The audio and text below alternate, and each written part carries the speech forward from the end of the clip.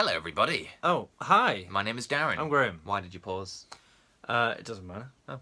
And I have been in the cinema without you to see a film called... You went to the cinema without me? Yeah, I think it was Colossal or Colossus. Oh, come on, don't say it like that, because I've actually been looking forward to this film. Well, why didn't you come with me? I invited you. I couldn't. I know, it's fine. I'm not saying that. I'm just saying, like, don't be disappointed by it. And oh, can we not do spoilers? Can we not do spoilers? Does that mean you want to do spoilers or you don't? I don't know. I was not going to. Hang on. So, is this going to be out the cinema soon? It is, isn't it? Yeah. Because there's only been, like, one showing. Yeah. Fine. Spoiler video. I'm not going to do a spoiler video. I don't want to do a spoiler video. Oh, okay, good. That suits me. Fine. Good. Suits me right down to the ground. Go on. Thank God we argued to the point. Yeah, we wasted an entire minute talking about spoilers. What do you know about it? Is it Anne Hathaway? Yes. Okay, because I've been telling everybody it was somebody else, but I've just remembered now that you're put on the spot. That was Anne Hathaway. Anne Hathaway, basically, she's having a bit of a bad time, I think, according to the adverts. Like, she's not. Adverts? Yeah, I've seen adverts. Oh, I hadn't. Well, I'll ask you if the film fares based on having seen no adverts for it. I don't know what that means.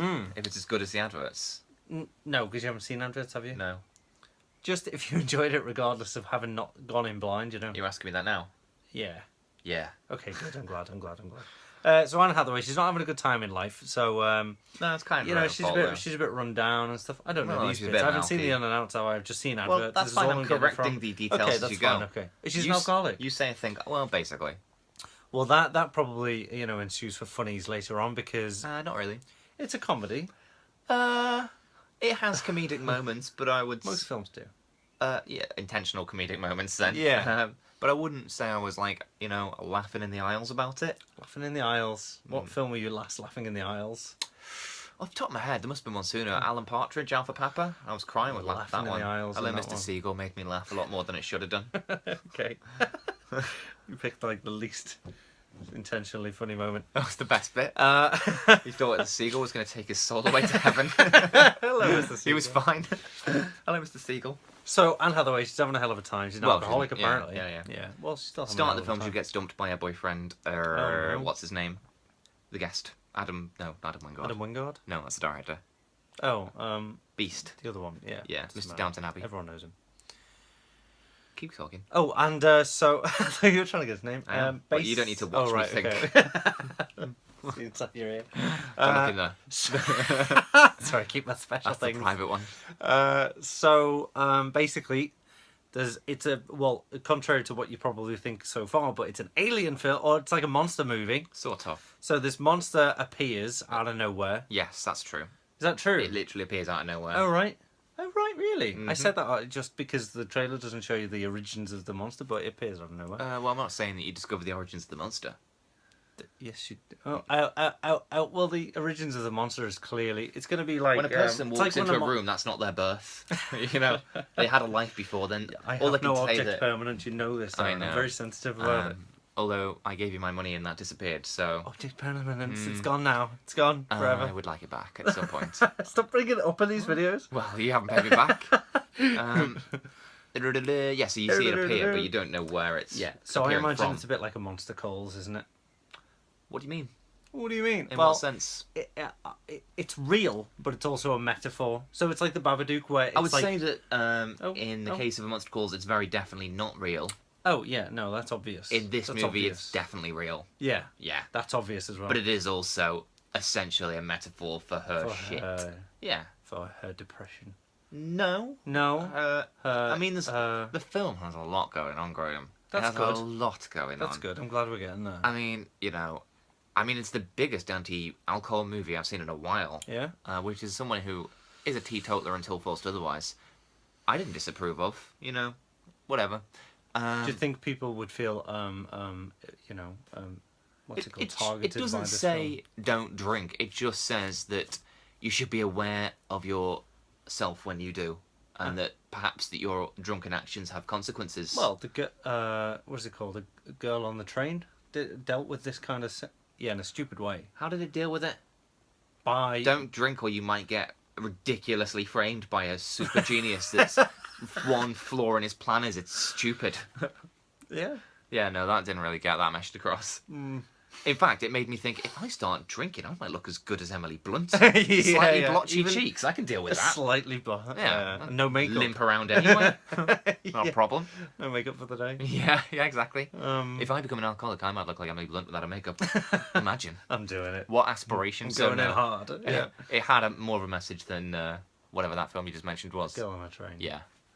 Okay, so But it's also, it deals with domestic abuse. Oh, really? It deals with the disconnect that anonymity brings. Anonymity. Anonymity, you said? I don't know what anonymity is, but... See the film. Don't want to say anything. Don't want to say anymore. Another way. Itty. Anonymity. And the way people insult people on the internet more easily because they're not seeing an actual person. Anonymity Kind of deals again. with that. Avatar. The idea of having an avatar. So... putting the pieces together, me. What have you put together? Just what you say. Oh, you're listening. That's what that means. I'm listening to what you're saying. You comprehend. But I understand. I've seen the trailer. So, basic. Oh, so the crux of it is basically she learns that her movements are being mimicked by this monster. And there's a lot more to it than that. But I don't. The less you know about the film, the better. Oh, we've already spilled the beans, I think. No, you haven't said anything that I didn't already know. Plot-wise. Right. Okay. Oh, okay. But have you explained more than what I know? No. Oh, I said that it deals with some themes, but that's fine. Okay. Well, still nothing you wouldn't pick up in a magazine. Or from like a half an hour of watching the film. Well, right. Okay. Yeah. No spoilers, I did actually take a film a friend that knew nothing about this film, and you see the giant monster thing at the very literally within the first 2 minutes. You see it within the first 1 minute. It's like a 2-minute sequence. And then you don't see anything again, even remotely monster related, for like half an hour. And I was thinking, I wonder what he thinks is going on right now. Right. Because it's basically the first 2 minutes is Godzilla, and the next 30 minutes is like young adult or something. Right. That Charlie Theron movie. Yeah. It's just about a girl who's a bit of a mess and kind of cut the cause of her own issues. Staggering through life, Dan Stevens. Got there. Dan Stevens been working in the background. Yeah. It was loading. Got there. Okay. Yeah. So it was brilliant. Anne Hathaway is great anyway. Normally. And this Catwoman, but she's good as Catwoman. Yeah. So that's what this feels like. You said a thing, didn't like it. Remembered it from before. But she's a Batman reference. She's normally you good. got Yeah, that? yeah. So that's what this feels like. Yeah, Jim Gordon. Yeah, he disappears. Jim Gordon. No, Catwoman disappears. What? Batman turns his back on Catwoman for a second, then she's gone, and then he's like, "So that's what this feels like." Oh, doesn't Jim Gordon always disappear on Batman, and then it's the other way around? Batman does it to him, and he goes, "Oh, it's not like a game they're playing." That's what this feels. Oh, right, okay. Whenever they phone each other, they both hang up mid-sentence. Yes, no, she's amazing in this. She reminded me of Diane Keaton in Annie Hall in that she is so fucking annoying and yet really lovable at the same time. Like in Annie Hall when she's like la-di-da and wearing a suit and tie. If there's anyone else, you'd think, oh, fuck off. But because it's Diane Keaton, you're like, oh, isn't that kooky and sweet? Yeah. And it's kind of like that's what Anne Hathaway was a shirt and tie. No, but she's kind of, a bitch. But you're like, oh, it's not your fault you're hungover again. It's not your fault you just destroyed everyone that you love. Though. Yeah. No, I know it is. It is. Because I'm like, I'm consciously like, you're doing my head in. But I'm also thinking, oh, bless you little Alpy shit.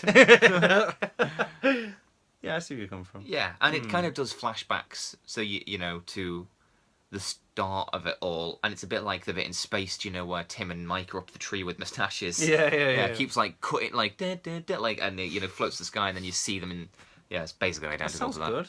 Yeah, it is good. It wasn't a criticism. Yeah. Just an observation. No, I'm just saying. I like the sound of this film. The film is brilliant. The trailers wanted to make me watch it, and talking about it now makes me want to watch it even more. Well, you should have come with me. Well, I can just go and watch the film without you. No, I told him not to let you in. Said he's been dealing drugs. Oh, we should stop doing that. I've paid for a membership there. Well, I'd like you to go to places that I don't go to, so I have to get you banned from the places I do. Yeah. Don't go to the airport. Do not go to the airport. Just a heads up. Sylvester Stallone. He couldn't hang out with you for a while, so he told the airport that he was carrying steroids. Okay, so to elaborate on that, I thought you'd get it just from Sylvester Stallone. I did, but Stallone was once arrested in an airport for having steroids in his suitcase, and his excuse was, I wasn't sure the rules of this airport or the laws of the land, apparently, either. Yeah. Yeah. So anyway, that was my joke. Thanks, Darren. No worries. Um, Sometimes facts are funnier than your jokes. is there gonna? Yeah. So is I there? hope there's no sequel. I was gonna. I know you are. What? How? Am I Bye, required? everyone. Goodbye. Bye.